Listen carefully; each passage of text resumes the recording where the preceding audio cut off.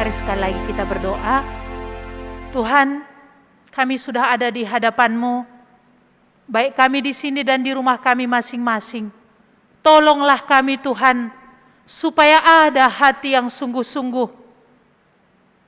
Kiranya Engkau mengampuni kami, jikalau ada hati yang dingin, jikalau menganggap ini hanya rutinitas, atas hari perhentian yang Kau berikan menjadi kebaikan kami, karena Engkau ingin memberkati kami, karena Engkau tahu Tuhan, 6 hari sudah cukup lelah kami di dalam pekerjaan kami masing-masing, dan Engkau ingin memberikan berkat yang khusus untuk hari ini. Tuhan, tolonglah kami, supaya benar-benar telinga kami mendengar, hati kami boleh percaya kepada Engkau dan melihat bahwa perkataan-Mu adalah hal yang paling tinggi nilainya yang perlu di dalam hidup kami. Karena perkataan-Mu satu-satunya yang bisa membaharui dan menuntun kami di jalan yang benar. Berkati kami ya Tuhan, hamba-Mu yang hina dan terbatas ini menyerahkan diri kepada Engkau. Tuhan, dia tidak apa-apa, hanya karena Engkau saja yang sudah menebus dia, maka dia bisa berdiri untuk menyatakan kebenaran-Mu. Biarlah kuasa Roh-Mu yang kudus bekerja di tengah-tengah kami Tuhan, untuk melawat kami semua, baik yang di sini dan juga yang di rumah. Terima kasih Bapa, di dalam nama Tuhan Yesus kami berdoa dan bersyukur. Amin. Selamat pagi untuk kita semua. Selamat pagi juga untuk saudara-saudari yang ada di rumah. Pagi hari ini kita akan belajar dari Galatia 5 ayat 13 sampai 26. Kita akan membacanya secara bergantian. Saya yang ganjil Bapak Ibu dan saudara-saudari yang terkasih dalam nama Tuhan Yesus yang akan membaca yang genapnya. Galatia 5 ayat 13 sampai 26.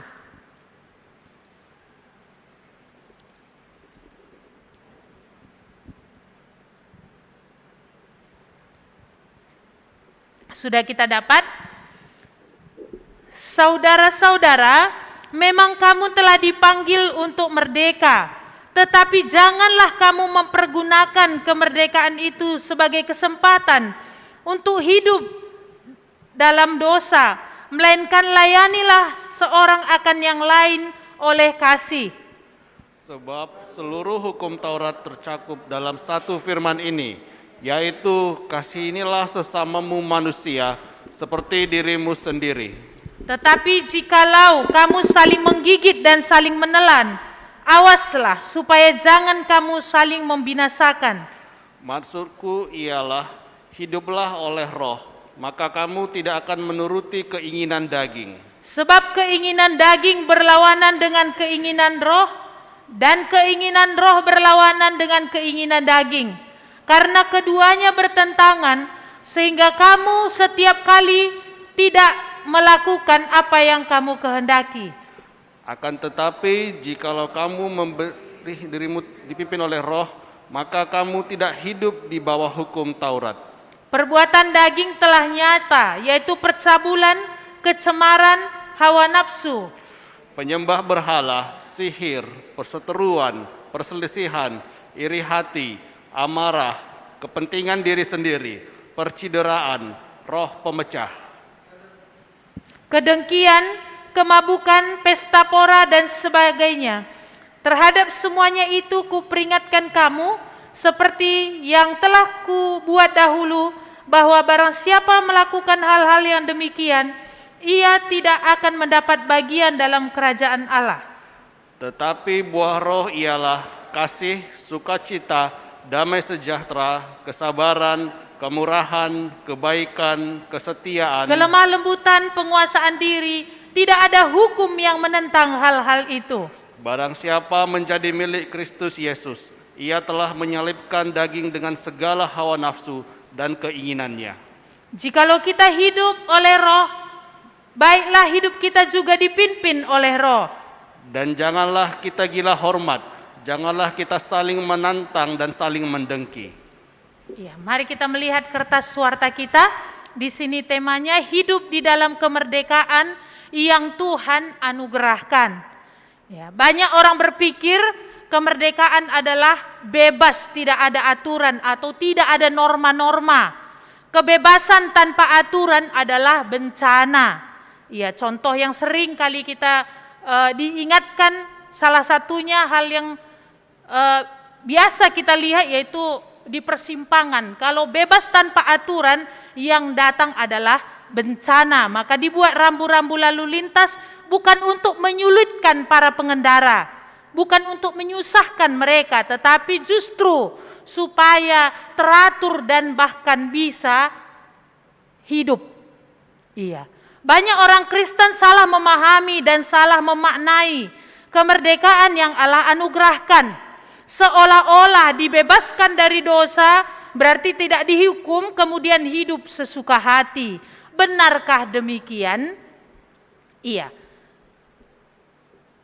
Kita masuk kepada pertanyaan yang pertama. Apakah lawan kata merdeka?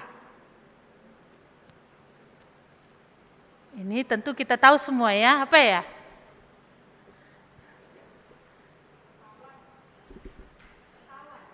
Tertawan. Iya, ada lagi. Lawan kata merdeka.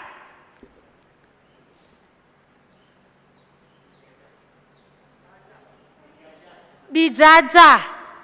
Iya. Diikat, dibelenggu, diperbudak, diperhamba. Iya. Jadi inilah kata lawan dari merdeka. Iya. Kita mengingat waktu bangsa Israel diperbudak di Mesir, mereka tidak ada hak untuk melawan. Tidak ada hak untuk berkata tidak kepada Firaun. Apapun itu keputusan Firaun, mereka harus ikut. Tidak ada kata tunggu dulu, sebentar lagi, tidak ada. Yang ada hanya patuh. Dengan terpaksa pun yang penting patuh. Iya. Maka ketika Musa diutus oleh Tuhan agar membebaskan bangsa Israel keluar dari Mesir. Hari-hari orang Israel itu taunya kalau bangun cuma apa?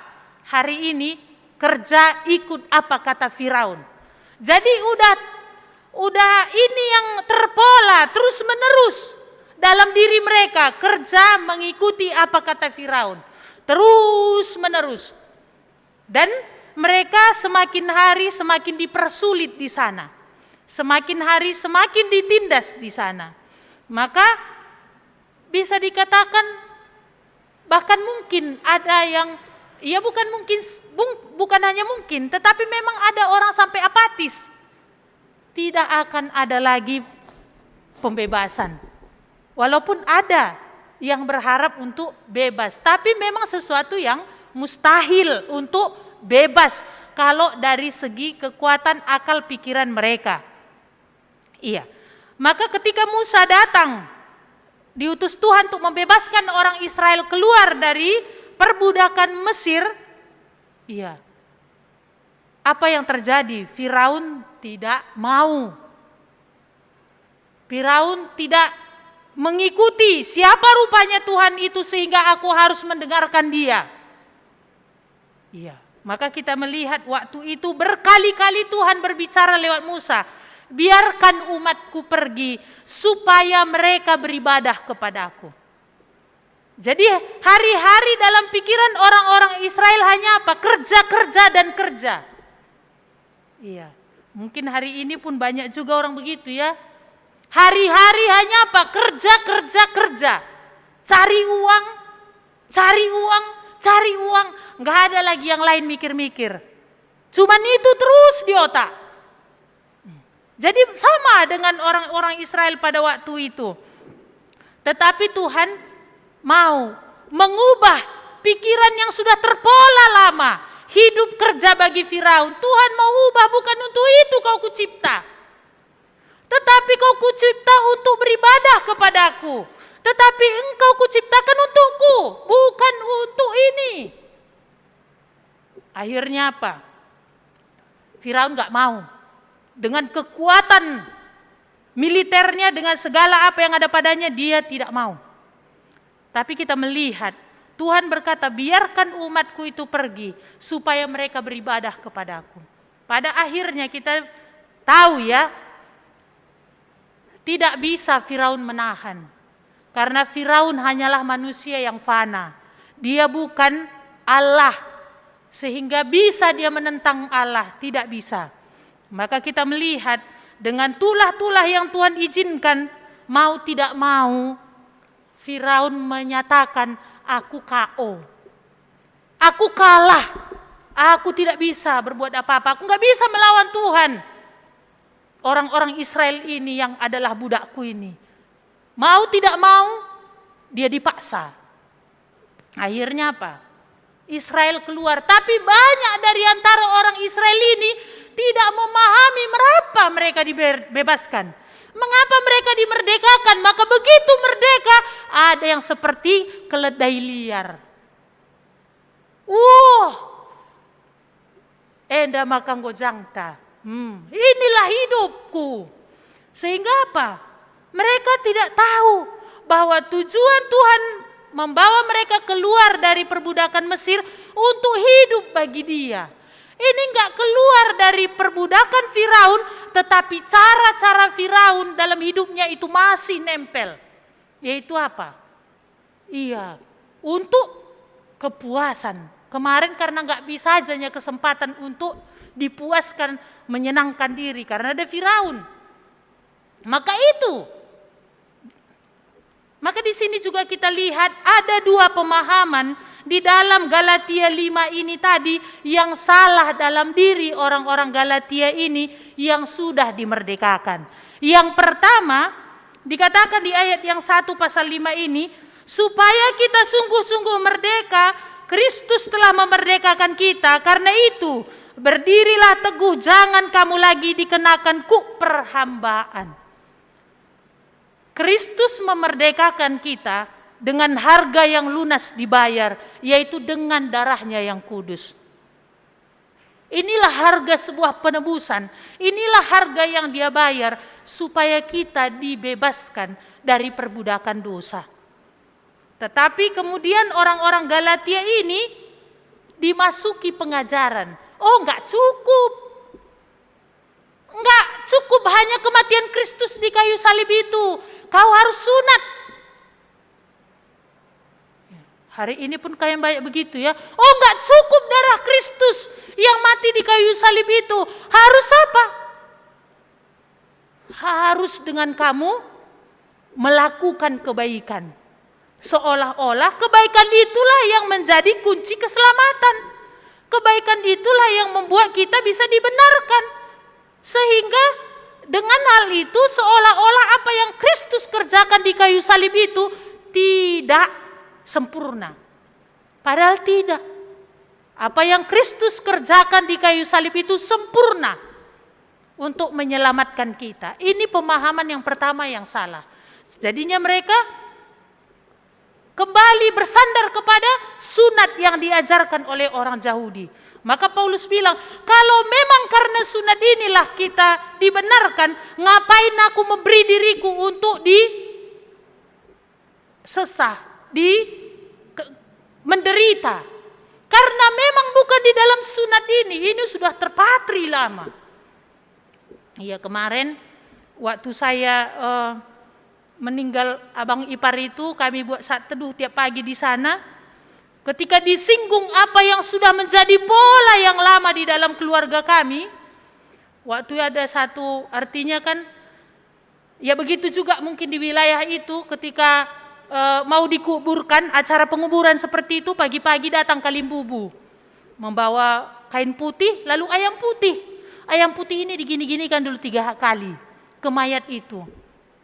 Baru apa? Itu disuruh untuk, ya mau diapain, mau dipotong terserah, mau dipelihara terserah. Tetapi waktu itu saya pikir gini, ini ditelanjangi gak ya gitu. Waktu saat teduh. Karena memang kaitannya waktu itu ada hubungannya dengan penyembahan berhala, kami belajar. Jadi saya bilang, kalau untuk ayam ini nanti kalian aja yang makan, saya gak akan mau. Langsunglah mulai. Ini kemarahan langsung memuncak. Kenapa ini udah menjadi pola, lalu ini diugur-ugur? Maka di dalam orang Yahudi sudah terpatri. Kita dibenarkan karena sunat, kita dibenarkan karena melakukan hukum Taurat. Lalu dikatakan tidak. Itu hanya penuntun selama ini. Hukum Taurat diberikan menuntun untuk sampai kita melihat Kristus inilah yang Allah sediakan, yang Allah berikan untuk menyelamatkan kita dengan sempurna dari dosa, untuk membawa kita kepada hubungan yang baik dengan Tuhan, sempurna apa yang Dia kerjakan di kayu salib untuk menebus segala dosa. Maka Paulus bilang, kalau ada kebenaran di dalam sunat, mengapa aku memberi diriku dianiaya?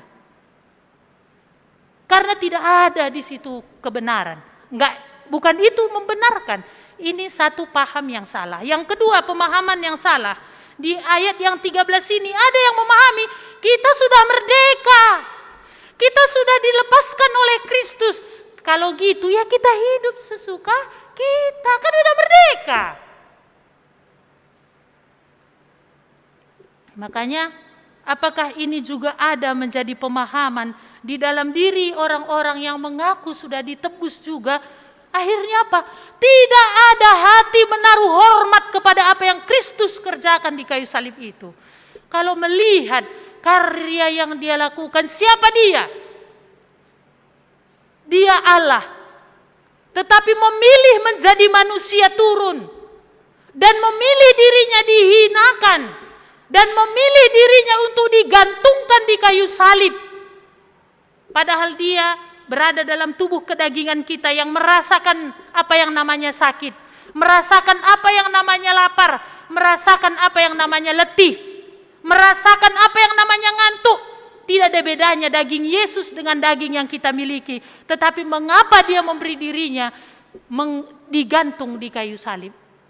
Karena tidak ada jalan lain untuk kita bisa dibenarkan oleh Allah. Tetapi ada orang berpikir, aku sudah selamat oleh karena Kristus di kayu salib. Tetapi apa? Aku hidup menurut apa yang ku mau. Ini pemahaman yang salah. Karena tidak melihat betapa agungnya apa yang Kristus kerjakan di kayu salib itu. Ya, pernah seorang hamba Tuhan berkata sedemikian. Kalaulah satu wilayah itu ditimpa oleh artinya penyakit seperti sekarang ini ya, COVID-19 gitu ya. Dan dicari supaya artinya diteliti ada darah dengan golongan ini dan seperti ini bisa melawan virus ini. Dicari, diteliti. Dan ternyata hanya anak bapak ibu lah misalkan. Misalkan kalau bapaknya jingga ini hanya si Jonathan. Anak satu-satunya laki-laki ini darahnya cocok untuk melawan virus ini. Tetapi apa? Dia harus disedot semua darahnya itu. Harus mati. Gak ada jawaban lain. Semua orang nunggu dia. Oh, kasihlah anakmu itu, kasihlah. Udah terkapar semua ini. Ada yang udah mati, ayolah. Bagaimana Bapak Jingga? Masa darah anakku ini kalau disedot semua mati? Satu-satunya anakku laki-laki. Gak ada lagi nanti penerus Pinem Mergana. Gimana itu? Tapi gak ada jalan lain. Semua mata memandang dia dan mendorong. Ayolah. Daripada mati semuanya. Dengan berat, dengan terpaksa. Oleh karena melihat semuanya sudah artinya mulai terinfeksi, oke lah. Disedot. Siapa yang nangis? Bapak Jingga nangis. Karena apa? Di pangkuan tinggal mayat. Karena darah anak sudah disedot semua.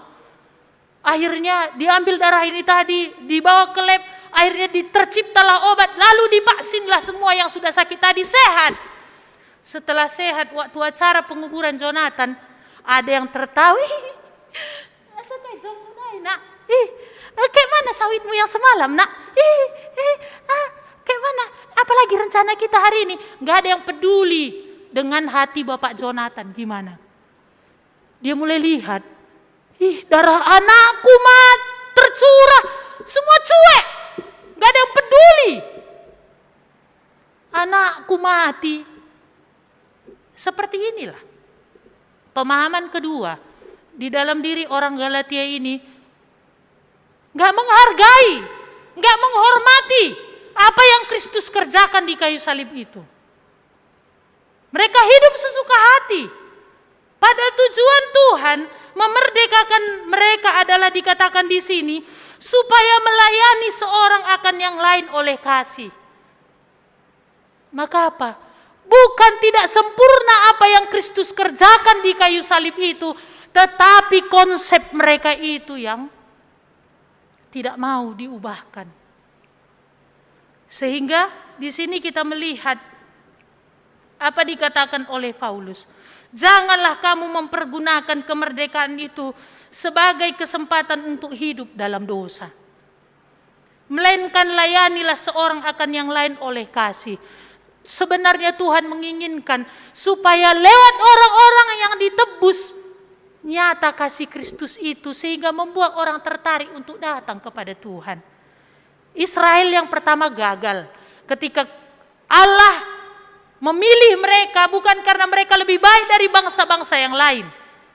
Tujuan Tuhan supaya lewat Israel ini mereka akan memberitakan lewat hidup mereka, lewat perkataan mereka, tindakan mereka untuk orang bangsa-bangsa lain tertarik untuk datang kepada Tuhan. Tetapi Israel tidak melakukan itu. Mereka justru akhirnya mementingkan diri sendiri. Bahkan bukan hanya itu, menekan bangsa-bangsa yang lain. Tidak menjadi terang. Maka Tuhan membangkitkan orang-orang percaya, orang-orang yang dia tebus dengan darahnya yang mahal. Inilah yang Tuhan katakan sebagai milik kepunyaannya untuk menjadi terang, untuk menjadi garam bagi orang-orang sekitarnya. Tapi di sini kita tadi melihat mereka justru bersikap seperti binatang. Maka dikatakan di sini tadi ayat 14, sebab seluruh hukum Taurat tercakup dalam satu firman ini, yaitu kasihilah sesamamu manusia seperti dirimu sendiri. Kasih kepada orang ketika kita mengasihi diri. Mengasihi diri dengan cara bagaimana hidup di dalam apa yang Tuhan katakan. Bukan berarti setelah diselamatkan oleh Tuhan hukum Taurat tidak ada lagi gunanya. Tuhan menyelamatkan kita dan kita diberikan hukum Taurat untuk menjadi aturan. Bukan untuk menyelamatkan. Karena keselamatan oleh Kristus. Kapan hukum Taurat diberikan? Setelah orang Israel keluar dari Mesir. Jadi setelah kita diselamatkan bukan gak perlu lagi hukum Taurat itu. Justru itu sebagai aturan yang Tuhan beri. Tapi bukan sebagai keselamatan. Jadi kita berbuat baik bukan untuk diselamatkan. Tapi orang yang diselamatkan harus berbuat baik. Tapi di sini kita melihat sikap mereka seperti binatang. Maka dikatakan ayat 15, kamu saling menggigit. Kan cuma binatang yang saling menggigit harusnya kan. Anak-anak kayak si Gifty dulu masih kecil kan gigitnya kawannya. Ini dibilang sama orang-orang dewasa. Kamu saling menggigit, saling menelan, awaslah supaya jangan kamu saling membinasakan. Ini yang terjadi. Iya. Maka Tuhan tahu di dalam keselamatan yang sudah Dia berikan, di dalam penebusan yang sempurna yang sudah Dia kerjakan, kita masih berada di dalam tubuh daging ini. Maka mari kita melihat pertanyaan yang 3. Pertanyaan kedua tadi sudah dijawab ya. Apakah rahasianya untuk menang dari daging yang masih kita kenakan ini? Iya. Penebusan yang Kristus kerjakan di kayu salib, penebusan dari perbudakan kuasa dosa. Tetapi kita masih berada dalam daging ini. Keinginan daging ini yang mana? Kita melihat di ayat yang ke-19 bahwa perbuatan daging telah nyata, yaitu percabulan, kecemaran, hawa nafsu, penyembahan berhala, sihir, perseteruan, perselisihan, iri hati, amarah, kepentingan diri sendiri, percerderaan, roh pemecah, kedengkian, kemabukan, pesta pora, dan sebagainya. Inilah keinginan daging. Dunia ini menawarkan semuanya ini. Lewat mata, lewat keangkuhan hidup, ini semua yang ditawarkan, keinginan daging. Tetapi yang Tuhan inginkan bagi orang-orang yang Tuhan tebus, apa dikatakan tadi di sini, satu-satunya kunci untuk menang dari daging ini adalah hidup dipimpin oleh roh. Inilah yang gak ada di dalam ajaran manapun. Dimanapun ini tidak ada. Banyak agama-agama yang lain juga ingin menang dari kedagingan. Tetapi itu hanyalah kata-kata. Tapi fakta gak akan pernah bisa menang. Maka ketika Yesus bertemu dengan Nikodemus, apa yang dia katakan? Kalau kamu tidak dilahirkan kembali, kamu tidak akan melihat kerajaan Allah. Apa yang dilahirkan dari daging adalah daging, apa yang dilahirkan dari roh adalah roh. Ini dia sedang berbicara kepada pemimpin agama. Pemimpin agama Yahudi waktu itu. Yang ketat dalam hukum Taurat. Tapi Tuhan katakan satu kebenaran yang gak bisa dia sangkal. Kalau kamu tidak dilahirkan kembali, kau tidak akan melihat kerajaan Allah. Dan yang dia katakan apa? Apa yang dilahirkan dari daging adalah daging, apa yang dilahirkan dari roh adalah roh. Makanya mereka menjadi munafik. Tampilan keluar dan tampilan di dalam itu beda. Karena gak akan bisa, gak akan sanggup untuk bisa mengalahkan daging ini dengan kekuatan sendiri. Itu omong kosong.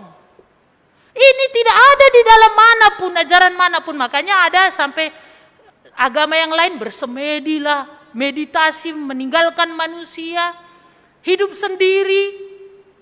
Tujuannya apa? Mengalahkan daging ini. Karena dia tahu daging ini sumber kekacauan, daging ini sumber penderitaan.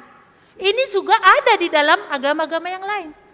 Dia tahu itu, kedagingan ini sumber yang merusakkan. Jadi untuk menahan, artinya supaya menang dari kedagingan ini, jangan dekat dengan orang lain. Sendiri hidup. Bermeditasi, berdiam. Apakah itu benar-benar membawa kelepasan, kemenangan dari daging? Enggak. Maka Tuhan memberikan kunci kepada kita. Apakah kita lihat selama ini sesuatu yang berharga? Apakah sampai kita melihat firman Tuhan itu lebih tinggi daripada segala hikmat yang ada? Lebih tinggi dari semua pengetahuan yang ada. Maka kita melihat di dalam 2 Timotius 3, mari kita membacanya bersama-sama. 2 Timotius 3 ayat 16, saya bacakan untuk kita. Segala tulisan yang diilhamkan Allah memang bermanfaat untuk mengajar, untuk menyatakan kesalahan, untuk memperbaiki kelakuan, dan untuk mendidik orang dalam kebenaran. Ini tidak akan didapat dimanapun, di ajaran manapun. Ilmu pengetahuan setinggi-tingginya hanya akan bisa mengajari otak yang makin cerdas. Tapi untuk itu betapa kagumnya kita, betapa berjuangnya kita supaya anak-anak kita menjadi orang-orang cerdas secara pengetahuan. Dan kita kagum melihat orang S2, S3 dengan pengetahuan yang banyak, kita kagum. Tapi pengetahuan sedalam apapun tidak pernah bisa menyatakan kesalahan. Itu hanya firman Tuhan. Firman Tuhan bukan hanya mengajar, membuat pengetahuan kita makin ada. Tapi firman Tuhan menyatakan kesalahan. Ini tak akan ada didapatkan di sekolah manapun. Hanya di firman Tuhan.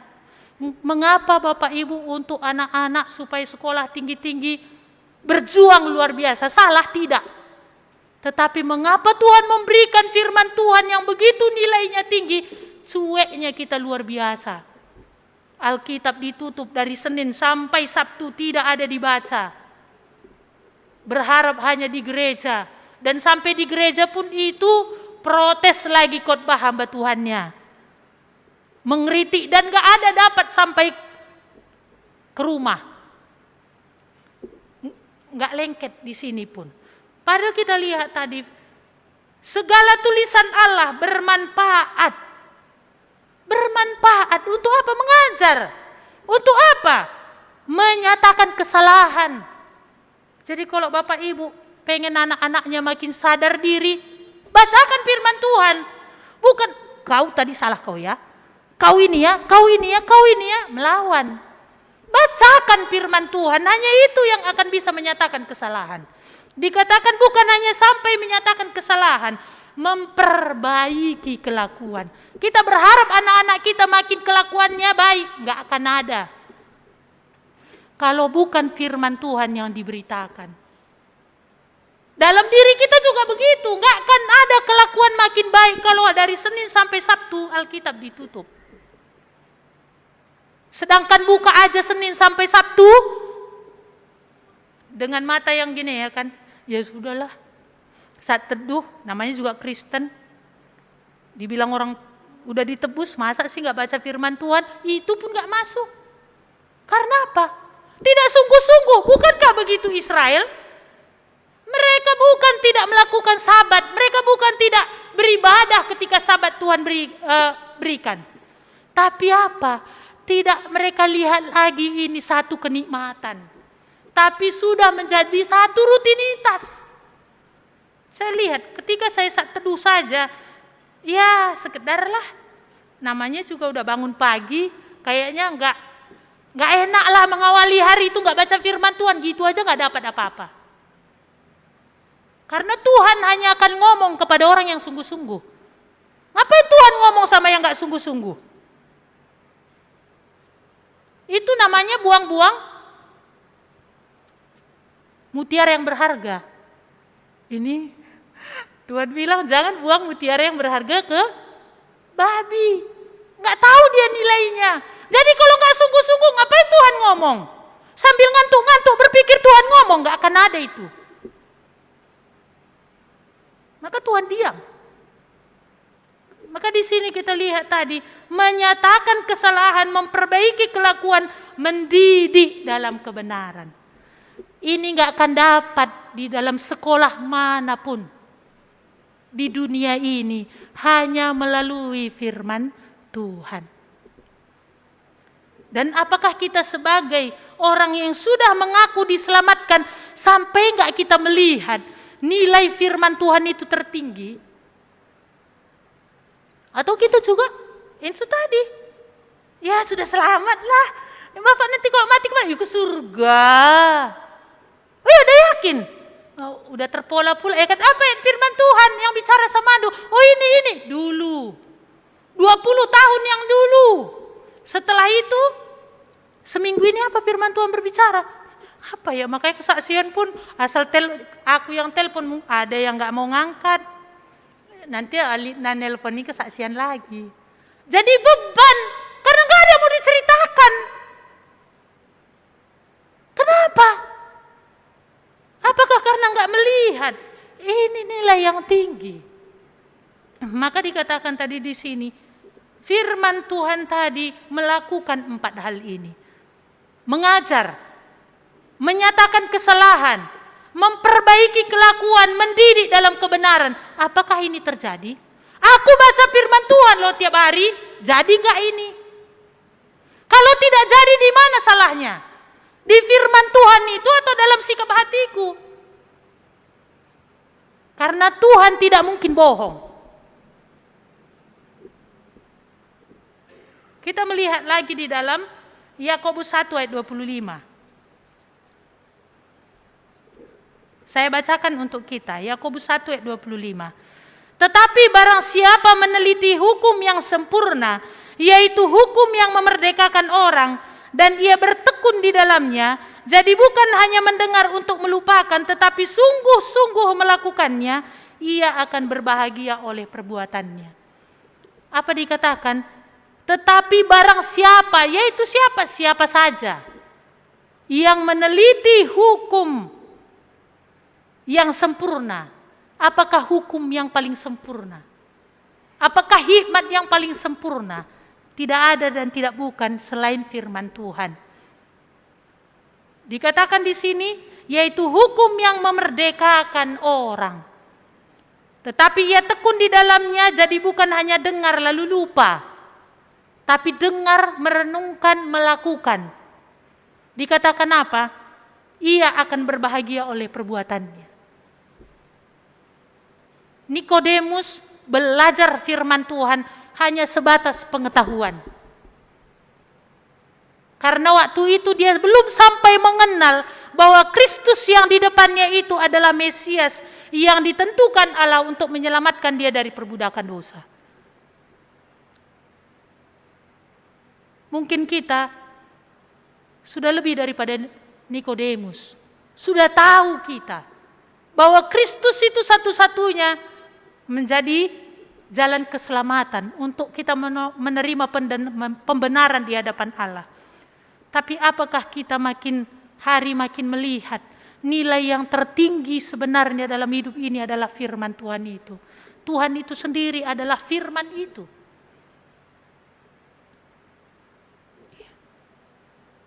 Maka apakah makin kita selidiki hari lepas hari, merenungkannya, maka Tuhan bilang juga di dalam Mazmur itu ya, yang kesukaannya firman Tuhan, renungkannya pagi dan malam. Dia akan seperti pohon yang ditanam di pinggir air. Apa yang dilakukannya akan berhasil. Artinya apa? Dia akan melihat bagaimana Tuhan itu akan menolong hidupnya. Dan Tuhan juga berbicara kepada murid-murid dalam Yohanes 5 ayat 3, dikatakan bahwa apa? Perkataanku itu yang membersihkan kamu. Ketika dia bercerita tentang pokok anggur yang benar. Jadi firman Tuhan membersihkan. Maka ketika Kristus sudah menebus kita, yang Tuhan inginkan apa? Kita dipimpin oleh Roh-Nya. Pimpinan Roh Kudus menggunakan firman Tuhan. Jadi kalau kita lihat tadi tabiat daging tadi, makanya bisa akhirnya kita bingung ya. Sama seperti kita melihat Daud itu mungkin pada masa itu anak-anaknya jadi bingung. Kok bisa papa lakukan ini? Karena dia tidak memberi dirinya dipimpin oleh Tuhan waktu itu. Orang yang sudah dipakai Tuhan besar, akhirnya bisa melakukan hal seperti ini. Kedagingannya tadi menguasai dirinya. Kenapa? Karena tidak terus memberi diri dipimpin oleh Tuhan. Inilah rahasia untuk menang dari daging ini. Itu enggak akan ada orang bisa dapatkan. Tapi Tuhan memberikan kunci akan hal itu bagi kita. Apakah benar-benar itu kita renungkan? Tidak ada kemenangan dari daging kalau tiap-tiap hari kita tidak dipimpin oleh Roh. Pimpinan Roh lewat apa? Firman Tuhan. Enggak akan mungkin hidup kita semakin baik, karakter kita semakin dibaharui kalau tidak makin cinta firman Tuhan. Enggak ada itu. Akhirnya apa? Menjadi batu sandungan mulut Tuhan di hidup setan. Mulut Tuhan karakter kayak Galatia tadi bilang, binatang. Bukan aku yang bilang ya. Galatia loh tadi yang bilang Paulus. Saling menggigit. Jadi orang bingung. Tuhan tahu. Daging ini akan terus berjuang. Tetapi Tuhan sudah memberikan kunci kemenangan. Yaitu apa? Hidup dipimpin oleh Roh. Tiap-tiap hari. Tuhan sudah mengingatkan kita lewat hidup Daud. Hal seperti itu bisa terjadi. Hanya ketika mengabaikan pimpinan Tuhan dalam hidupnya. Ini sebagai contoh. Itu pun akan bisa jadi. Kalau tidak tetap tiap-tiap hari kita mau dipimpin oleh Tuhan. Tapi ketika hidup kita mau dipimpin oleh Roh. Lewat firman Tuhan yang berbicara kepada kita apa yang akan terjadi. Kita melihat ayat 22. Tetapi buah Roh ialah kasih, sukacita, damai sejahtera, sabar, kemurahan, kebaikan, kesetiaan, kelemah lembutan, penguasaan diri. Siapa yang gak pengen ini? Kamu pengen gak ini? Aku tanya dulu abang bapak Pinka. Bang, kamu pengen gak yang ini ada pada kakak? Kenapa bang? Manis kayaknya ini ya. Dengarnya aja enak kan? Yang ada pada kakak mak Pinka kasih. Gitu ya, sukacita, damai sejahtera, sabar, kemurahan, kebaikan, kesetiaan, kelemah lembutan, penguasaan diri. Itu kita harapkan ada pada orang. Lalu kita nggak mau ada pada diri kita sebagai harapan kita ada pada orang. Orang itu pun kan suka juga yang ini kan. Kan enak juga dia lihat kalau yang ini ada kan. Kan kadang-kadang kita lupa ya. Kita pingin ini ada pada orang lain. Tapi kita nggak mau mulai dari diri kita ini ada. Pada hamba Tuhan itu yang ini nggak ada. Yang mana lagi nggak ada? Oh ini nggak ada. Apalagi yang ini ya nggak ada. Sama istriku yang ini nggak ada, ini nggak ada.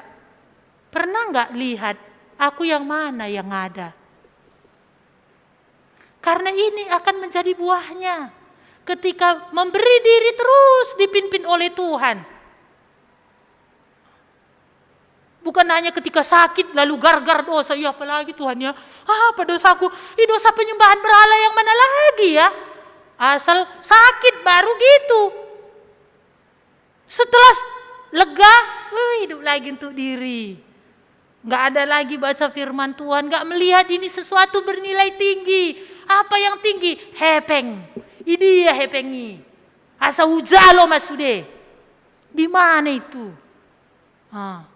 Nggak melihat ini nilai yang tinggi. Iya, barang siapa menjadi milik Kristus Yesus, ia telah menyalibkan daging dengan segala hawa nafsu dan keinginannya.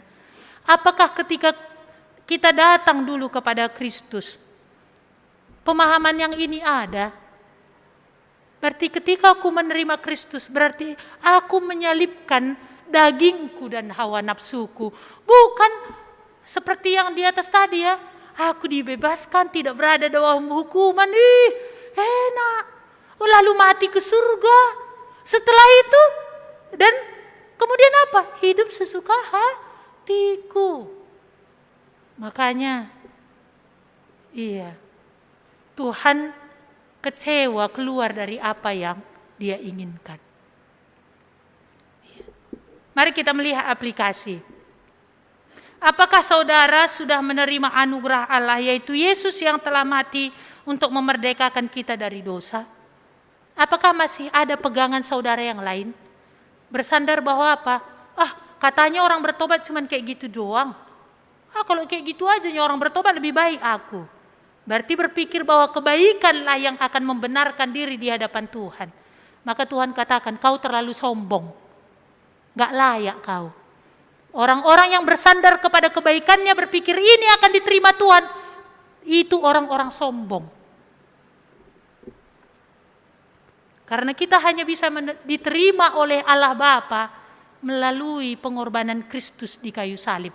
Kalau orang itu hidupnya tidak benar, biarlah Tuhan yang akan menjadi hakim atas hidupnya. Tetapi alangkah sayangnya, oleh karena hidupnya yang tidak benar, akhirnya kita berpikir jauh lebih baik aku daripada dia yang tidak. Aku katakan, aku sudah terima Yesus.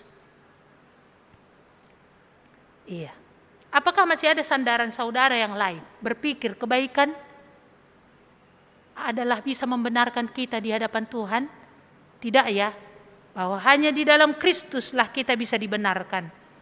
Apakah setelah saudara dimerdekakan oleh Kristus tetap hidup dalam pimpinan roh, sehingga buah-buah roh semakin nyata dalam hidup saudara? Saya rasa mulai dari pikiran kita ya, paradigma kita ya. Apakah kita sudah melihat firman Tuhan itulah nilai yang paling tinggi? Atau masih ada yang kita rasa nilai tertinggi dalam diri kita? Uangkah, namakah? Makanya aku gak dihargai orang karena miskin ini. Apa karena miskin gak dihargai? Padahal sebenarnya karena tabiatnya, bukan karena miskinnya. Tabiatnya jelek kali, udah miskin jelek kali lagi tabiatnya ya, 12. Karena itunya sebenarnya. Tetapi mengalaskan karena aku miskin gak dihargai orang. Kalau hidup kita benar-benar buah roh itu makin nyata hormatnya orang. Dihargai orangnya. Kaya pun kamu kalau buah daging tadi yang ada di depan itu senyum-senyum orang. Pak Sembiring. Janda kamu kudul Pak Sembiring. Sini duduk. Di belakang-belakang dicibirkannya. Karena tetapnya orang akan lebih senang melihat buah roh ini yang ada. Iya. Jadi ini menjadi perenungan bagi kita pribadi lepas pribadi ya. Apakah sudah sampai aku melihat firman Tuhan ini nilai yang tertinggi? Ataukah aku hanya mendengar dan mendengar lalu lupa, dengar lupa. Lalu gak ada hasil apa-apa. Gak ada pembaharuan apa-apa. Kenapa?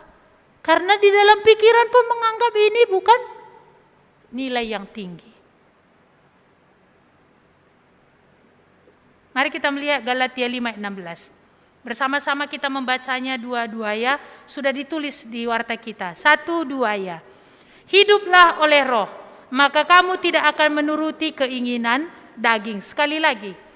Hiduplah oleh roh, maka kamu tidak akan menuruti keinginan daging. Mari kita berdoa. Tuhan, dunia ini menawarkan semua keinginan daging. Dan gelap itu pun bekerja dengan kuatnya. Supaya kalau bisa dan sebisa-bisanya dia berjuang. Agar orang-orang yang sudah diselamatkan boleh terjaring di dalamnya. Sehingga hidupnya tidak menjadi terang dan tidak menjadi garam. Supaya apa yang menjadi tujuan, yaitu dikeluarkan, dimerdekakan dari perbudakan dosa. Untuk hidup memuliakan Tuhan. Supaya ini tidak tercapai. Inilah yang diinginkan oleh kegelapan. Tuhan, kalau hari ini Engkau mengingatkan kami, memberikan satu kunci kemenangan, memberikan rahasia yang penting, nilai yang tinggi Engkau tawarkan hari ini bagi kami, bahwa kemenangan bisa dari daging ini adalah ketika kami boleh hidup dipimpin oleh Roh-Mu tiap-tiap hari. Tuhan, kami diperhadapkan terus kepada pilihan. Pilihan kepada daging akan hanya membawa kepada kehancuran.